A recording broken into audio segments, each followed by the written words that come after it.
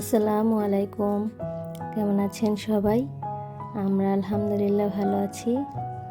ঢাকাতে তো প্রচুর গরম পড়েছে, তাই বাচ্চাদের কান্নাকাটি শুনে বাচ্চার বাবা আমাকে পাঠিয়ে দিল বাচ্চাদের জন্য এসি কিনতে। তো এই তো আমরা চলে এসেছি ওয়ালটনের শোরুমে। এই যে এখানে এসি দেখছিলাম।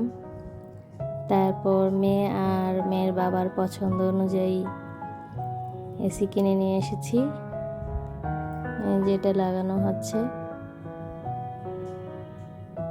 তারপর এসি লাগাতে লাগাতে একদম সন্ধ্যা হয়ে যায়, তো আমি পুরো ঘরটা পরিষ্কার করে নিয়েছি।